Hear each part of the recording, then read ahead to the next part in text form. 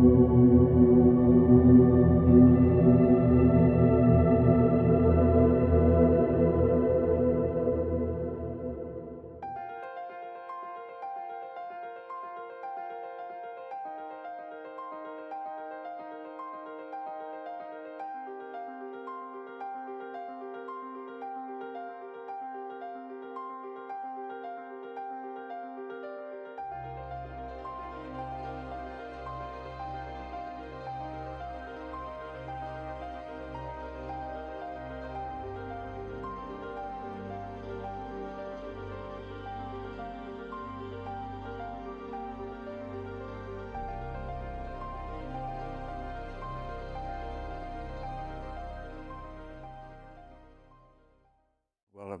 to get into that, let's say a little bit how it came about.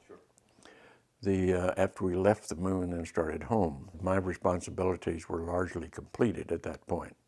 We no longer had the lunar spacecraft that had been crashed into the moon for a seismic experiment to ring the seismometer to get deep seismic data from inside the moon. So our mission was complete, and we were headed home, and I could relax a little bit.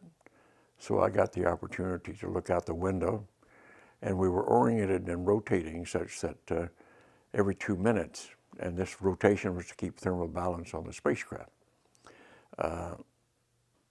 So every 2 minutes, the Earth, the moon, the sun, and a 360-degree panorama of the heavens came into the spacecraft window. And that's really a powerful experience, because looking at the heavens from that perspective, they're 10 times as bright and 10 times as many stars as you can ever see from Earth. So it's an overwhelming experience. And I had as I looked at this from my studies of astronomy at Harvard and MIT, where I studied astronomy to get my doctorate, I realized that the molecules of my body and the molecules in the spacecraft and my partner's bodies had been prototyped and perhaps manufactured in some ancient generation of stars. And suddenly that was very personal. Instead of being an intellectual knowledge, those were my molecules. And it was a visceral experience, an overwhelmingly powerful visceral experience, and accompanied by a bliss and ecstasy, and I never had that type of experience before. All of the astronauts that have been to the moon have had some similar type experience, and a book's been written about it called The Overview Effect. And it really is a description from the interviews from quite a number of us who have seen Earth from space, and what I call the big picture effect. He called it the overview effect. And it's this notion of wonder and awe at seeing the universe and seeing life on Earth from that point of view. And we've all had something similar to what I just described. As I did research on what is the nature of this experience I had in space, I had to appeal to some anthropologists that did some research for me into ancient thought systems and ancient cultures, and came up with understanding from the ancient Sanskrit language the concept of Salvakapa Samadhi. And I asked, what is that? Well, that is a state of mind in which you see things in their separateness, but experience them viscerally as a unity, as a oneness, and accompanied by ecstasy and bliss. And I said, well, that's exactly what I felt in space. And the more I dug into that concept and talked with leadership in different cultures, the mystics, spiritual leaders in different religions and different cultures, I came to realize that that type of experience is the basis of all religion. It's a transcendental, transformational, transcendent experience which catapults you out of the normal ego ways of thinking. And it's the basis of all religion. But in the religions are culturally oriented, and as time has gone on in the past, even though the ancients had this type of experience, Unless you've had that type of experience, you get pulled away into politics, economics, and other such things, that and the central message gets lost. So my notion in consciousness studies was to bring this idea and understand it, and use the tools of science to help understand these types of consciousness experiences. It made me realize is that since we were the first generation of spacefarers from Earth, that and humans forever had been asking the deep questions about who are we, how do we get here, what's our relationship to the cosmos, and I realized that our story of ourselves as told by science was likely incomplete and perhaps flawed, and the story of ourselves as told by our cultural traditions, normally rooted in religion, were archaic and perhaps flawed. And maybe we, as the first generation of spacefarers, probably needed to be thinking about these deep questions all over again from a new point of view. And that was what was going through my mind. And as I thought about that, and after the fact, after the flight, and started to understand this experience that happened in space, I realized that what we were dealing with was the nature of consciousness. Why are we conscious? And of course, being trained in the sciences and in technologies, I quickly realized that studies of consciousness and mind had not been a part of science for the last 400 years, since the time of René Descartes and Newton, when Descartes postulated that body, mind, physicality, spirituality belong to different realms of reality. Now that served the noble purpose of getting the Inquisition of the period of the Roman Church off the backs of the intellectuals in Europe, and so that science, as we understand it, classical Newtonian science, arose as long as they stayed away from mind, consciousness, and such things that were considered realm of the church. And we have labored under that for 400 years with science as a materialist science, but without at all asking the deep question in science, what's mind and consciousness all about? And I realized that it was time to change that. And that was the beginning of my idea for the Institute of Noetic Sciences, which I've now spent 36 years building up. The IONS overview page has a detailed description of who IONS is, what IONS does, and what is IONS' goal.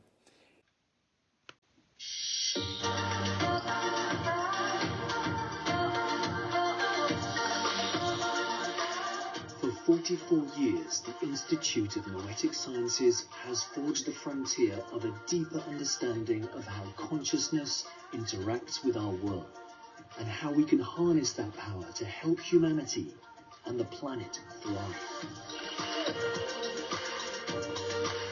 Founded by Apollo 14 astronaut Edgar Mitchell, IONS embodies the adventurer spirit. Today, we are the largest multidisciplinary team working on some of the most profound questions involving consciousness.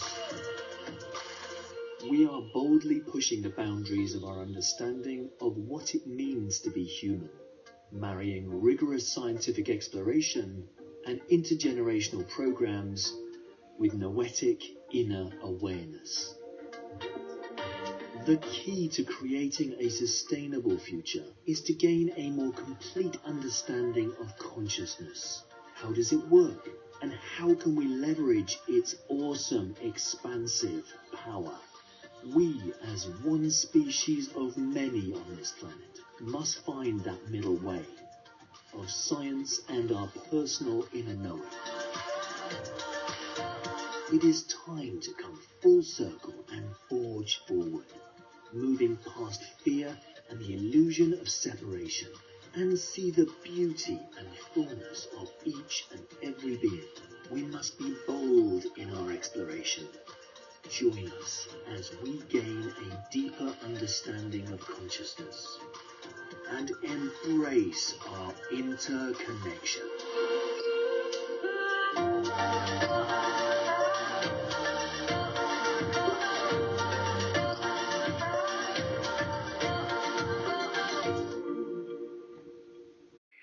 The Institute realizes its mission through 4 categories of work: science, experience, community, and Earthrise.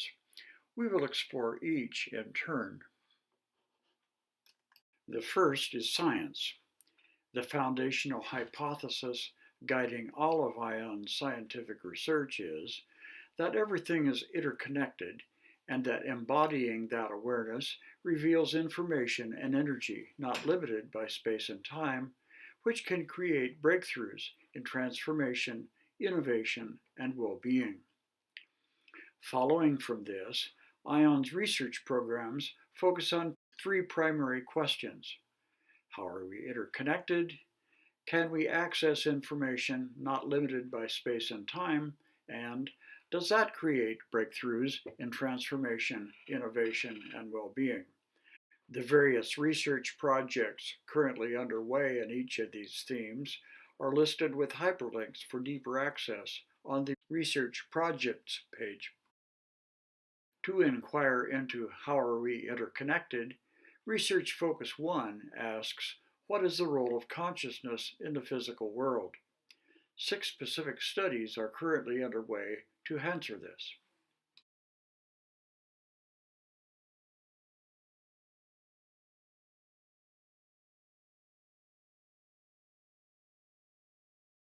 Let's take a look at 2 of them. Lauren Carpenter is conducting the missing photon experiment that asks, does attention focused on a laser beam produce measurable scattering? Can we build an instrument to reliably detect attention, intention, and consciousness outside of the body?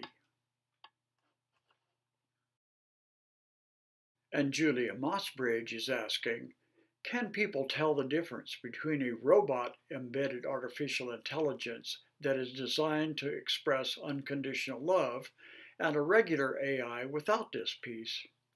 How can we make future AI technology focused on love and compassion? To inquire into, can we access information not limited by space and time, the studies in Focus 2 ask, what characteristics allow us to access information and energy from beyond time and space? What tools can we use to access information and energy from beyond time and space more easily? 2 pages list these studies.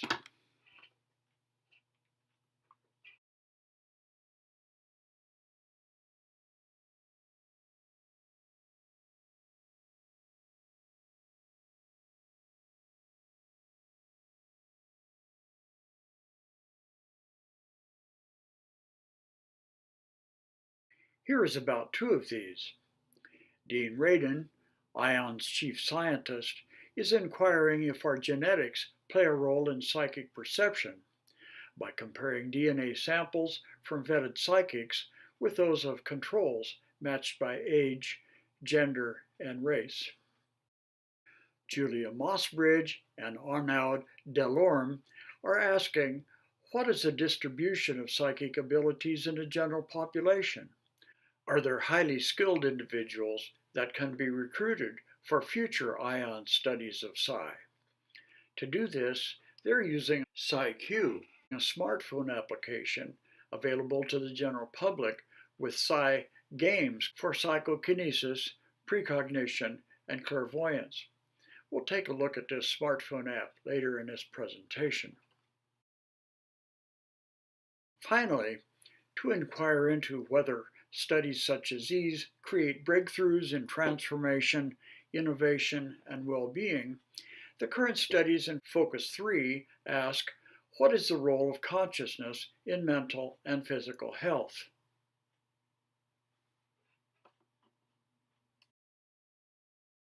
The 2 of these studies that we will highlight here are Consciousness and Breast Cancer, in which IONS Director of Research, Halane Wabe, is exploring links between life traumas and breast cancer risk. And Spiritual Competencies for Mental Health Professionals, in which IONS President, Cassandra Vietan, is assessing interest of mental health professionals in overcoming barriers to inclusion of spiritual competency in the field of psychology and other mental health professions. In addition to publicizing their research in peer-reviewed scientific journals and professional conference papers, scientists at IONS contribute a wide range of presentations to the public, many of which can be seen online. For example, here are two engaging presentations, beginning with an edited TEDx presentation by IONS president Cassandra Vietan.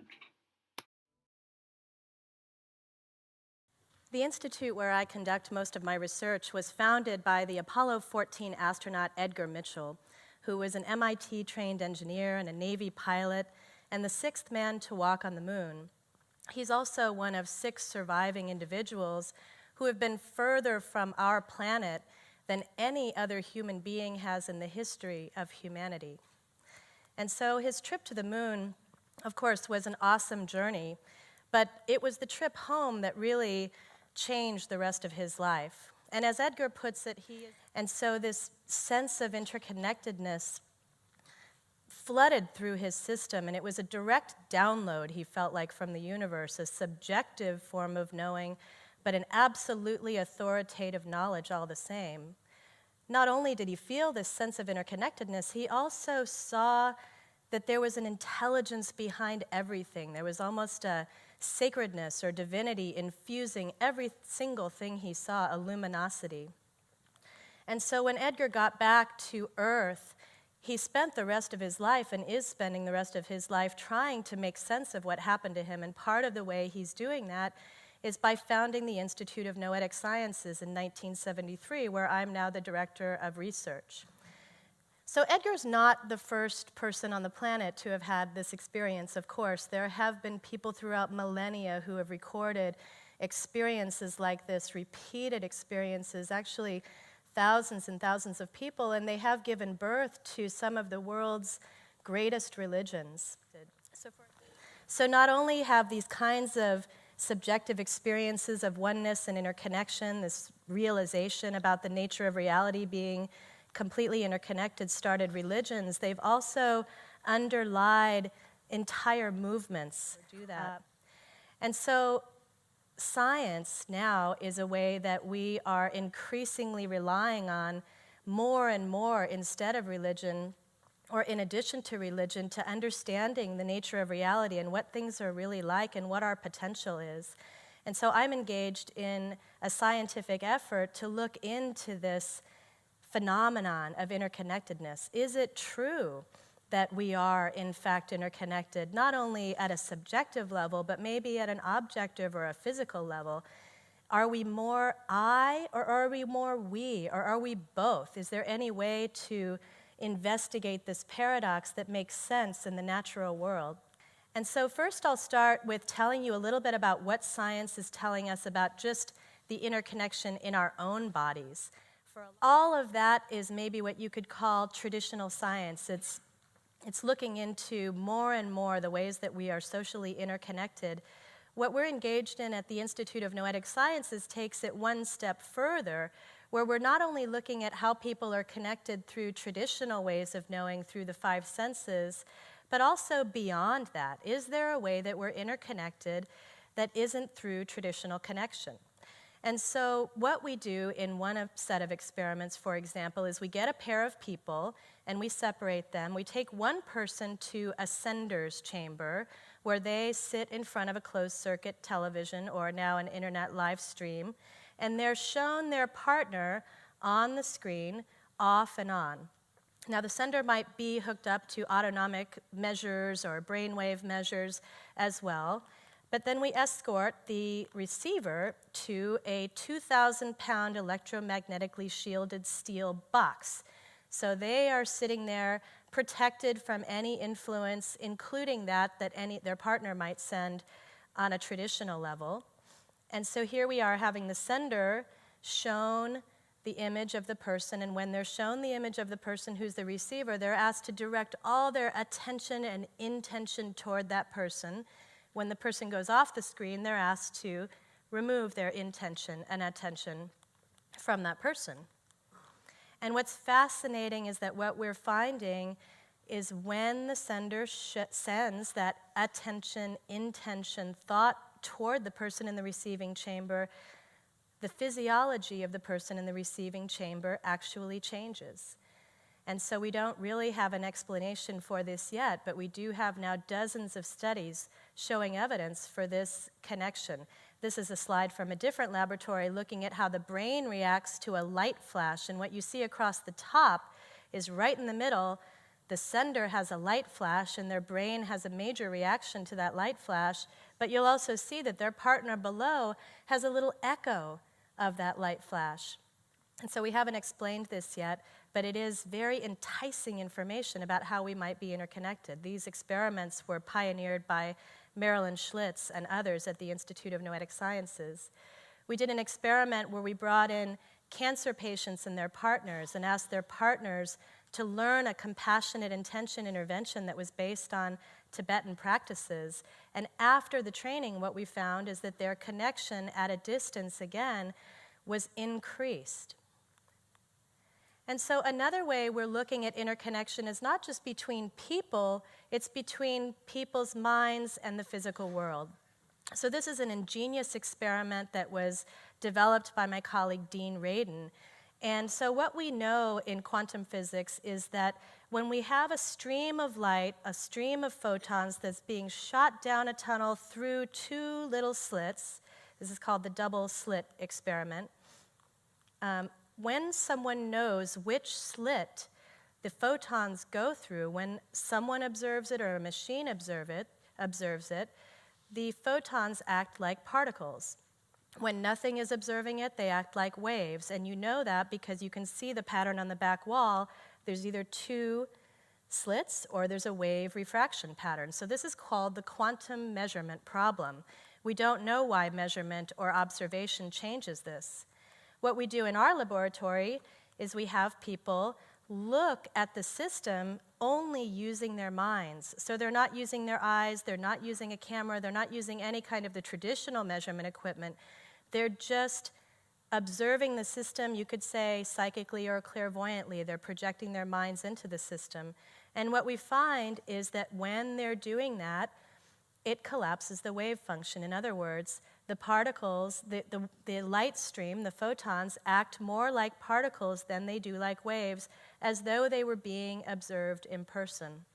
So again, both of these experiments, we don't know exactly what to make of the results, but we do know that, number one, the effect seems to be instantaneous.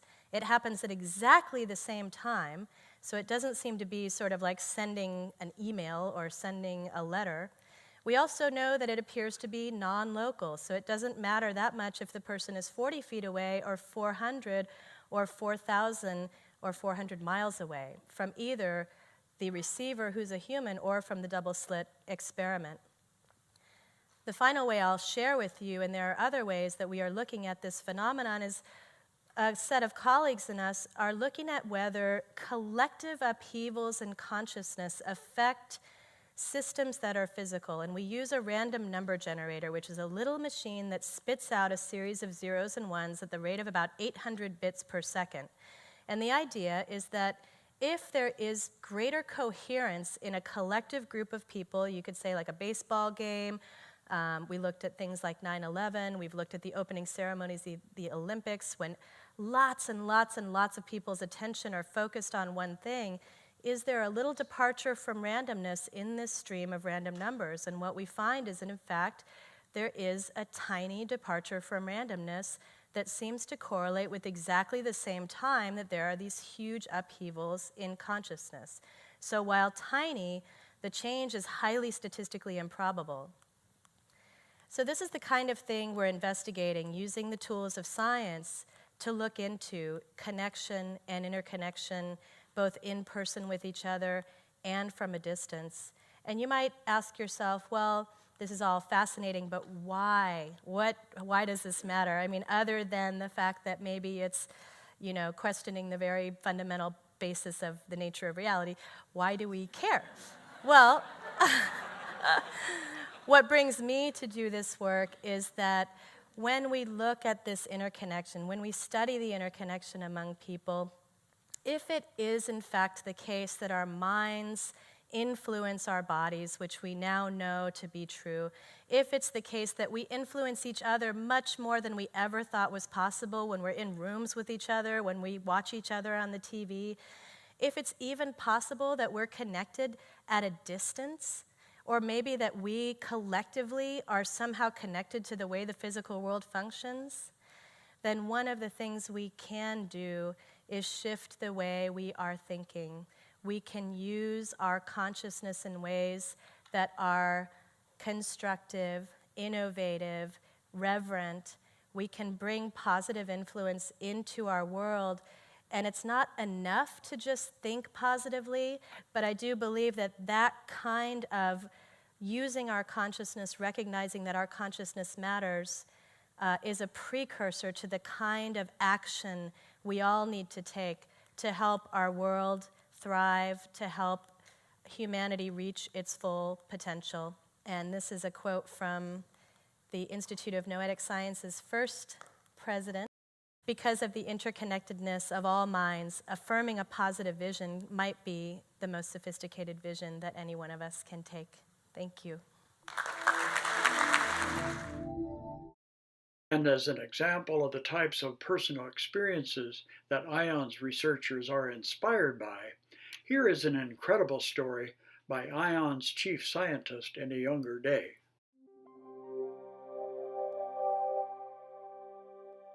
So I will tell you a synchronicity story that happened to me, which is one of the strangest things I've heard of.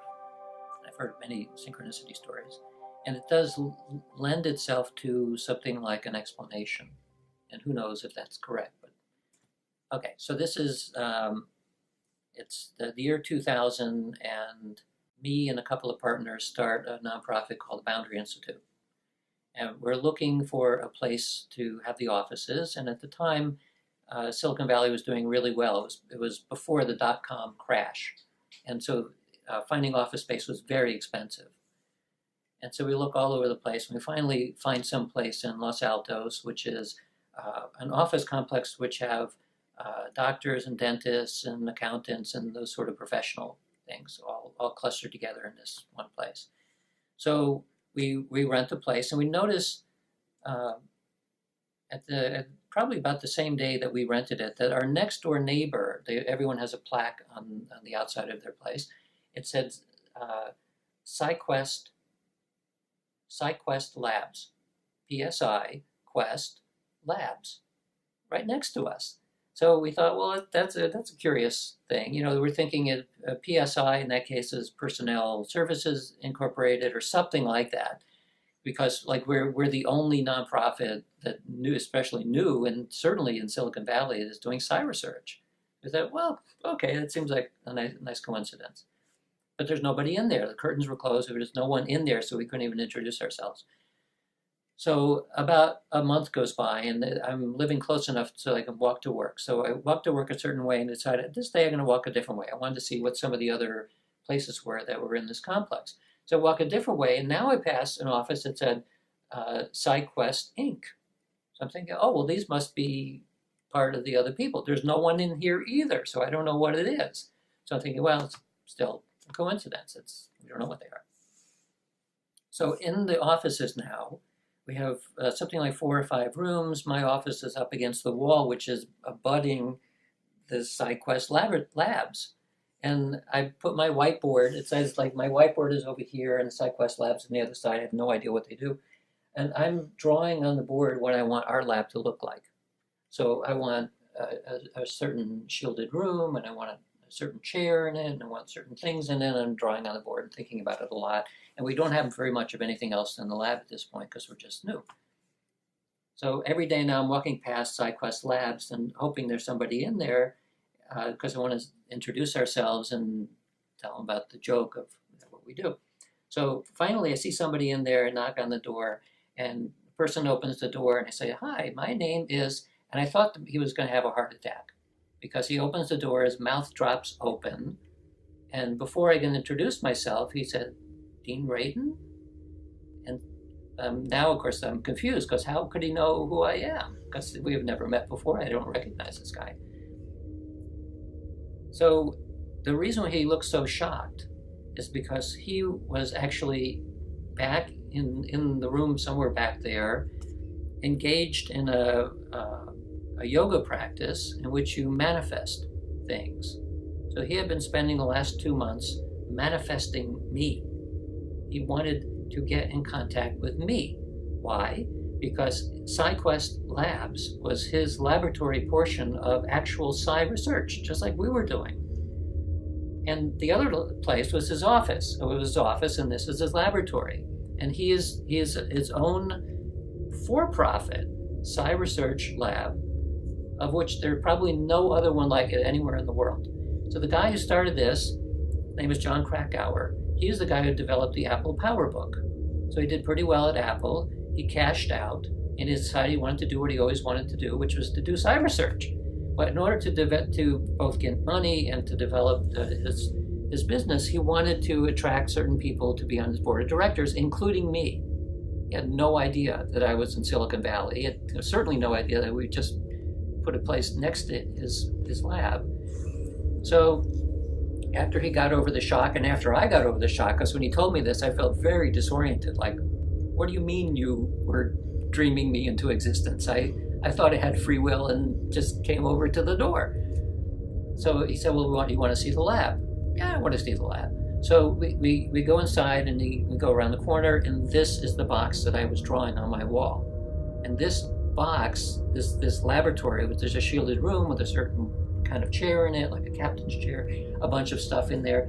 This is on the other side of the wall where I was drawing so I was kind of manifesting, or clairvoyance, what I wanted, which was there. It was like right next door.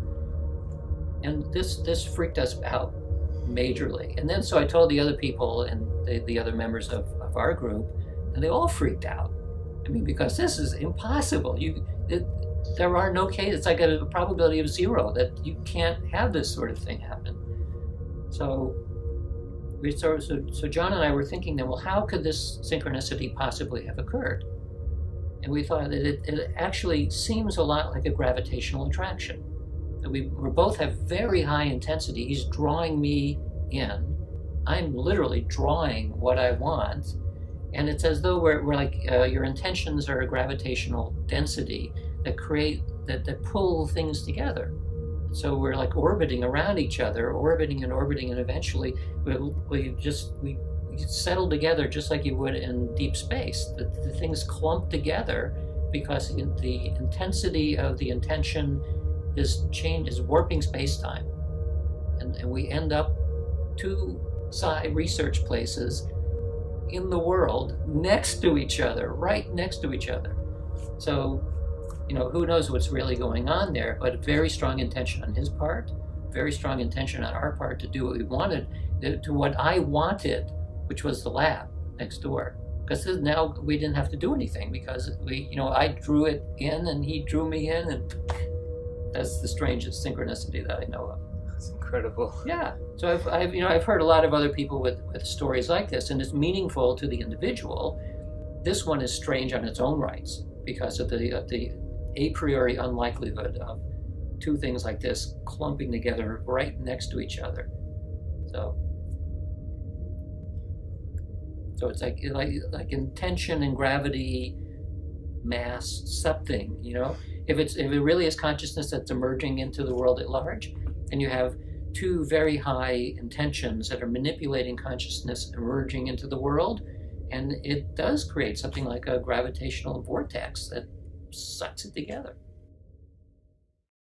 And here is an early IONS success story in consciousness education.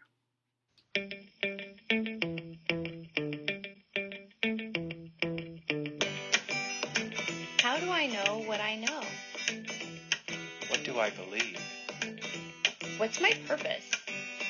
One of the most powerful steps a person can take to achieve their highest potential is the willingness and ability to understand new perspectives. The Worldview Explorations Project is a research-based experiential program for middle, high school, and college students. I had never even thought about my perception of the world changing how I interact with other people.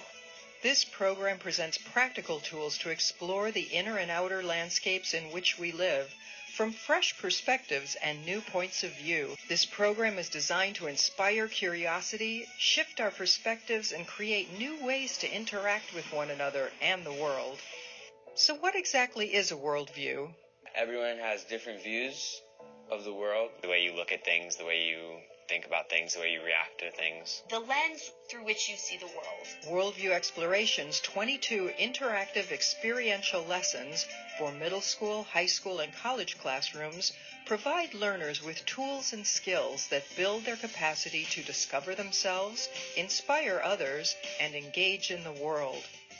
You know, we spend a lot of our time trying to figure out, who am I and who do I want to be? At the same time, we're balancing who we are told to be and who we think we should be. Where do you believe stereotypes come from? I feel like people stereotype so that way they can be more comfortable with what they don't know and put it into a category of something that they do know. When learners explore their own worldviews, they build a capacity to make choices based on their own values, to find meaning and purpose, and to connect with others in a new way.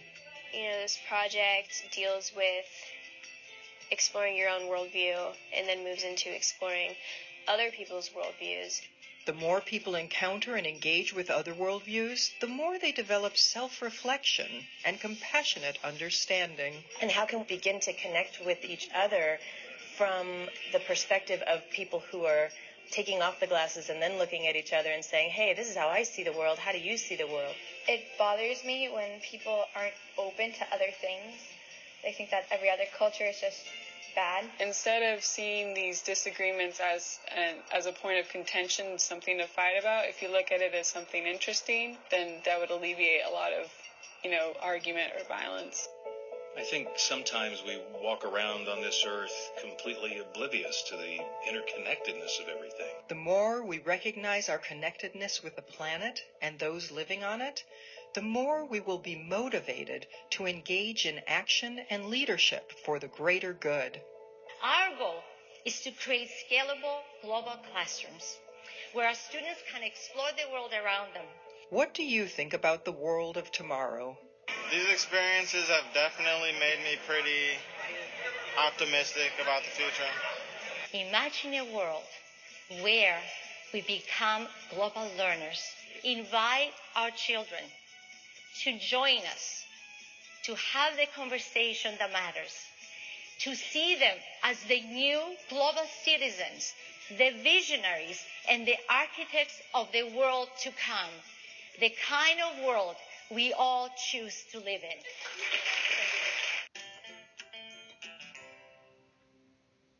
You can read more about this project and purchase a facilitator guide and workbook at the World Explorations Overview page of the Institute's website. IONS experiential offerings are intended to help you find inspirational ways to bring the science of what connects us into your life. Noetic Infusions is the name that IONS has chosen as a way to refer to its experiential programs that are currently offered. This page, which you can find at noeticprograms.org, lists 5 different program areas: in-person workshops, e-learning, virtual gatherings, special events, and research participation. Each of them has its own web page listing featuring programs in that particular category. First of these is in-person workshops. 3 such workshops are featured there.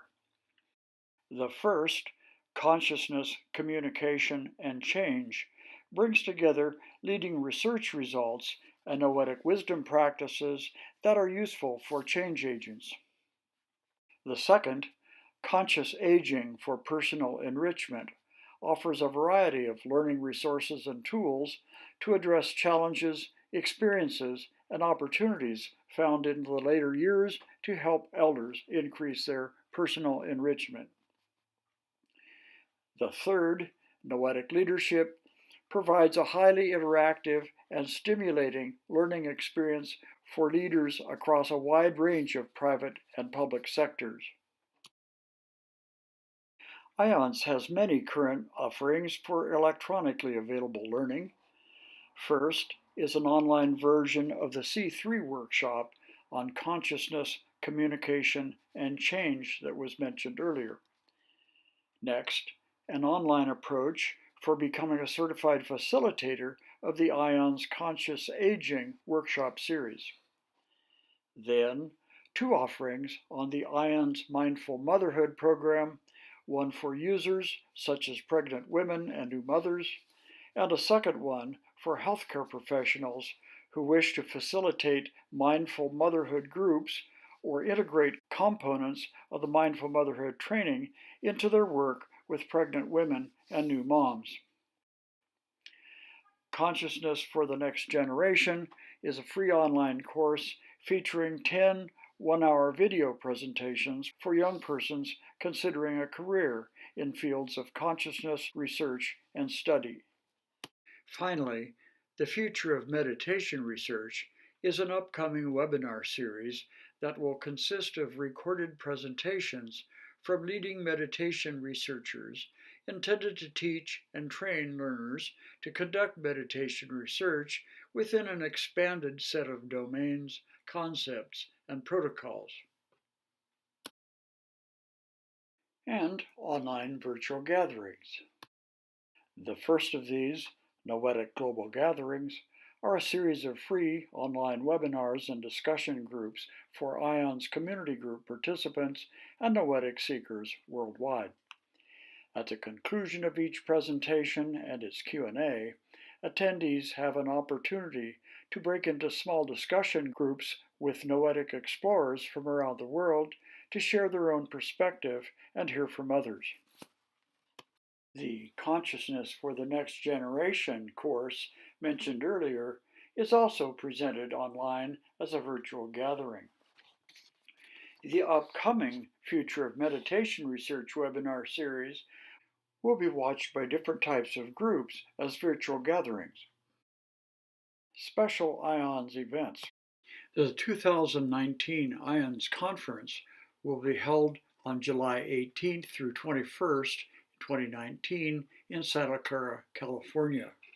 If interested in recordings of past IONS conferences, they can be accessed at the Past Conferences page of the IONS main website, shown here.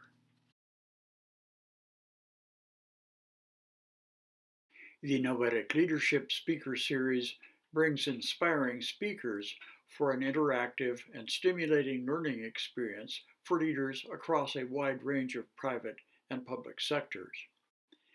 And the IONS cross-cultural journeys offer life-affirming experiences that will expand your worldview, demonstrate our interconnectedness, and inspire you to continue to work towards a world that works for all. There are too many research participation opportunities to cover in detail here, but please note you can conveniently participate in the Test Your PsyQ research by using the smartphone app we covered earlier. Meanwhile, you might want just to scan the list now in case you want to come back to any of them later.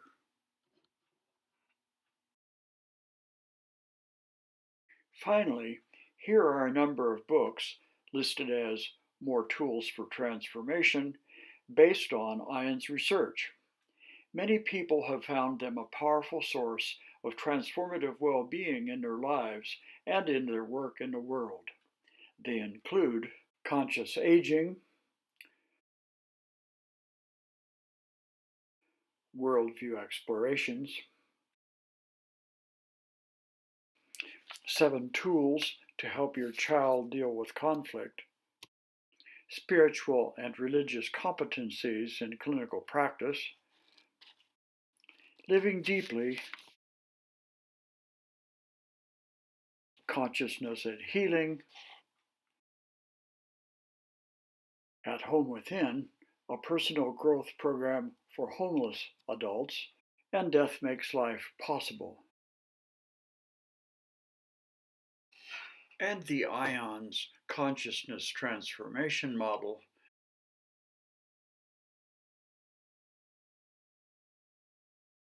which you can read about here.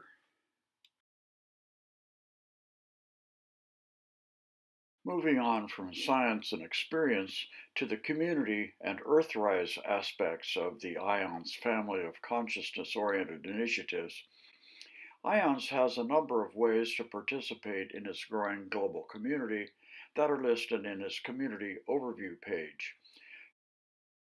Chief among them is the global network of IONS community groups all over the world, for whom this presentation is dedicated. You can locate them at noetic.org/community groups. Earthrise, the fourth element in the IONS family of initiatives, is so named due to this image. It's a beautiful semi-rural retreat center for multi-day group retreats. It is a conscious living center that provides a gathering place to explore ancient wisdom traditions and to engage in experiential learning about all manner of noetic topics. You can find out more about it here.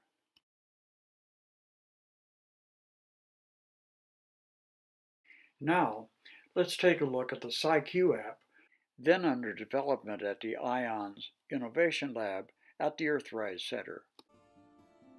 So this is Hackation, which is really an experiment, sort of like the idea of a hackathon on one side and a vacation on the other side. What we're doing is working on PsyQ, which is a smartphone app that will let people on their smartphone test themselves on their psychic abilities.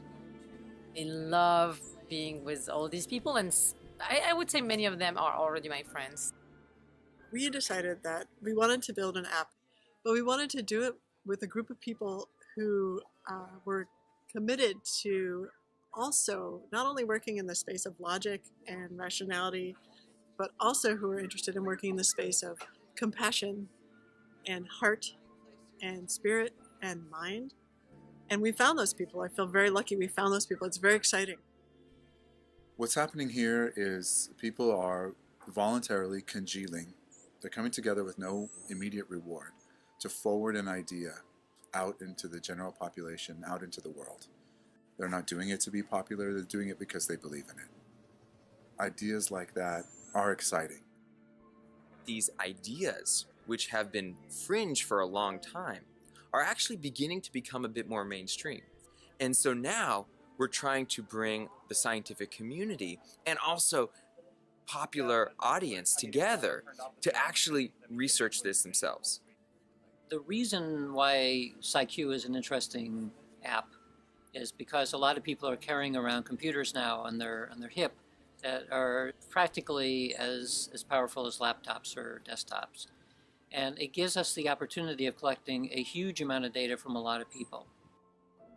I can tell you that the nature is amazing. The location is perfect. It's very conducive for this kind of event.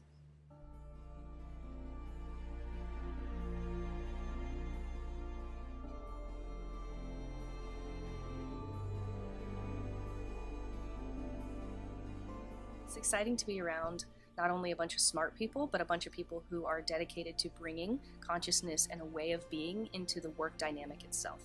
So whatever's being created is actually being created from this space of consciousness expansion and larger awareness. So that sort of interaction makes not only the process itself fun, but the product itself also bigger and bolder.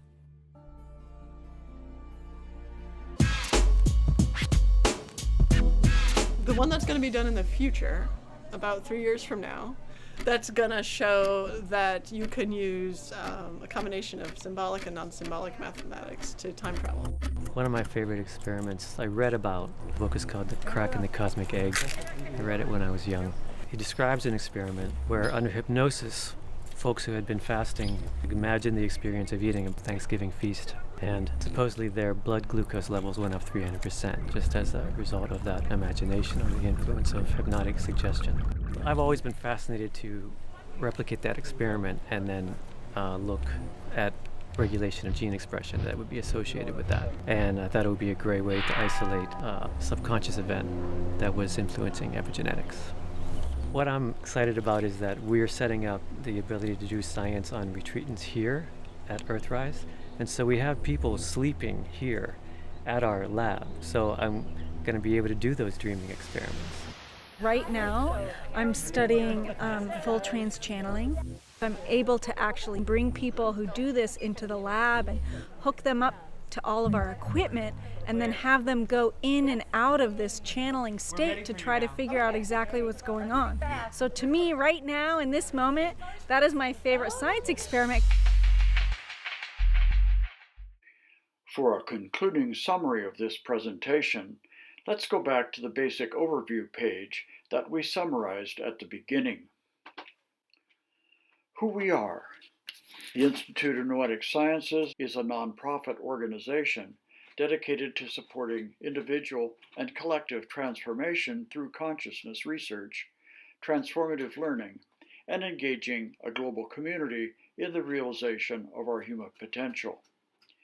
We conduct, advance, and broaden the science of what connects us, reaching new understandings about the nature of reality and our extended capacities. From what we learn, we create real-world tools that empower people to apply conscious awareness in their personal lives and in healthcare, education, and business.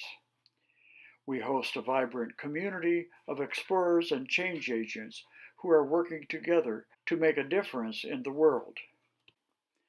Our goal is to create a shift in consciousness worldwide, where people recognize that we are all part of an interconnected whole and are inspired to take action to help humanity and the planet thrive.